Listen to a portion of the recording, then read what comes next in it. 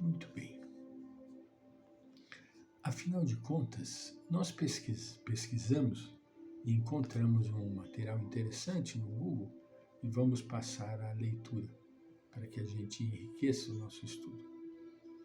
Afinal de contas, o que é a dignidade da pessoa humana?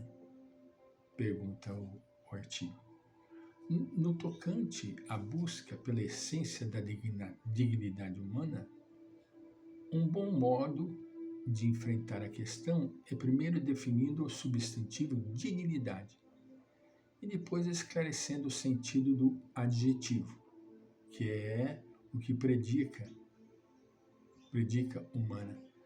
Com isso segue-se a velha forma de definir por meio do gênero próximo dignidade e a sua diferença específica humana. A noção da dignidade de modo geral. Pois bem, a dignidade é basicamente o atributo decorrente da fruição de um valor elevado. Em artigo acadêmico sobre o tema, a palavra dignidade se refere a um ou mais propriedades que levam alguém a se destacar e assim a suscitar ou merecer o respeito dos demais. Como há razões diferentes que podem proporcionar uma condição de excelência e, consequentemente, que suscite ou mereça um particular respeito, também há várias formas de dignidade, como explicam os mesmos autores. Dignidades sociais. Num primeiro grupo de espécies de dignidade, o autor coloca aquelas que são distribuídas de um modo desigual entre as pessoas e estão sujeitas a processos de aquisição e incremento, por um lado, e decadência e perda, por outro. Ou seja, segundo esses tipos de dignidade, as pessoas podem ser mais dignas ou menos dignas, e sua posição na escala de dignidade pode variar no tempo. 3 dessas formas de dignidade: dignidade de mérito, dignidade de estatura moral e dignidade de identidade. Dignidade de mérito depende da hierarquia e posição social da pessoa. Há várias espécies desse tipo de dignidade e ela é distribuída de uma forma bastante desigual entre os seres humanos. A dignidade de mérito existe em graus diversos e está sujeita a aquisição, incremento, perda e restabelecimento. Dignidade de estatura moral. É o resultado dos feitos morais do indivíduo, assim como a outra.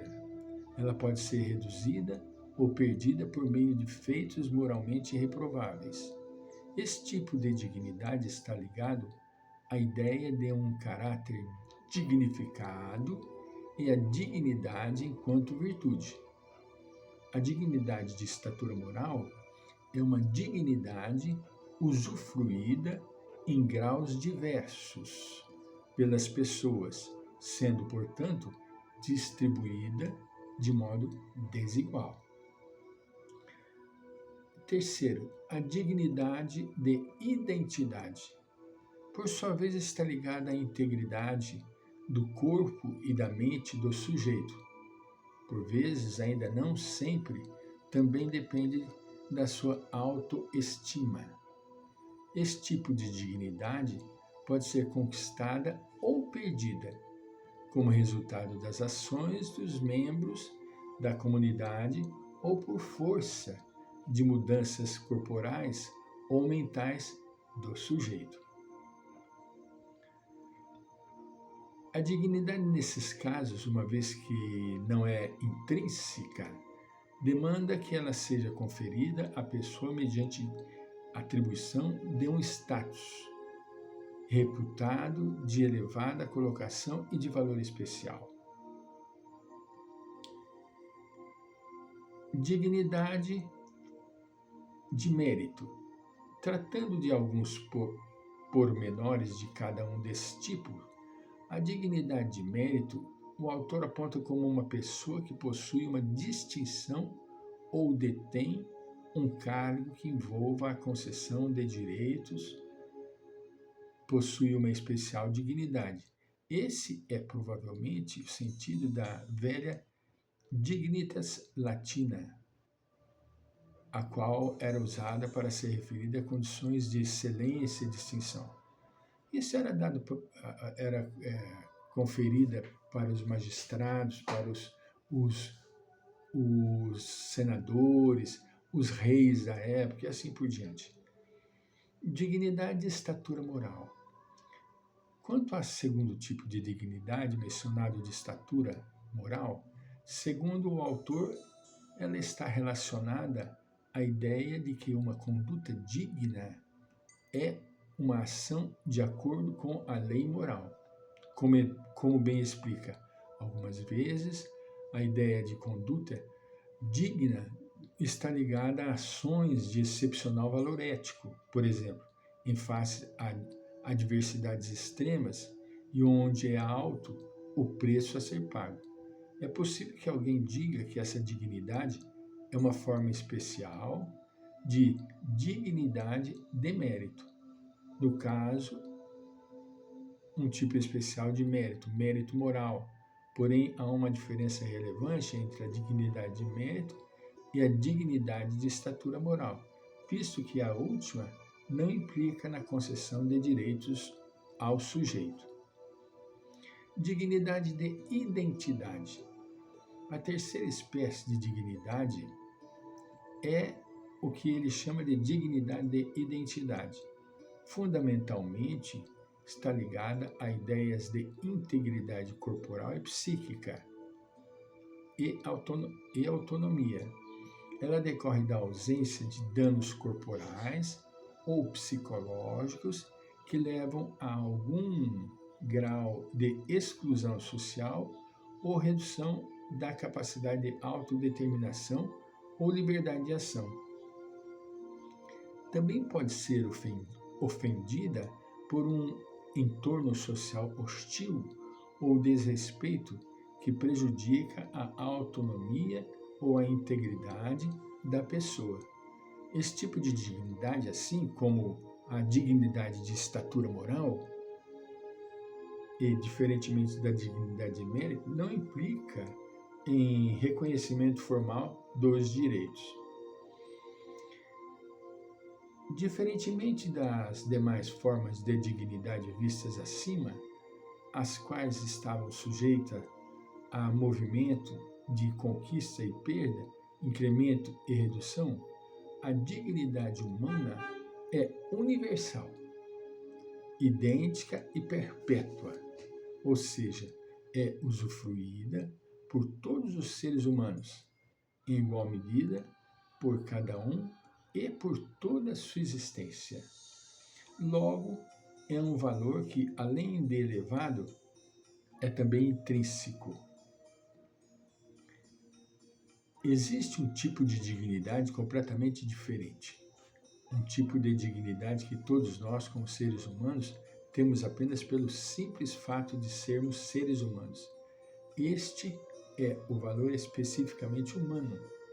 Temos esse valor ao mesmo grau, ou seja, somos iguais em relação a esse tipo de dignidade, e é significativo que esse tipo de dignidade não pode ser retirado do ser humano. Isso é um fato que nós diríamos que é intrínseco. Todos nós nascemos com o princípio de dignidade. Todos nós. Entende? E que é um atributo decorrente do valor elevado e intrínseco reconhecido em todo ser humano, de maneira indiferenciada e por toda a sua existência, o qual suscita e exige um tratamento respeitoso diferenciado em relação aos outros tipos de seres, sejam eles inanimados, vegetais ou meramente animais. Nós, quando vamos adquirindo uma certa idade, nós vamos observando que o indivíduo adquire o respeito. Eu já tenho idade para ser considerado idoso.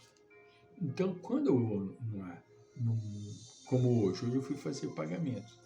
Então, qual lugar que eu fui? Fui na fila dos idosos.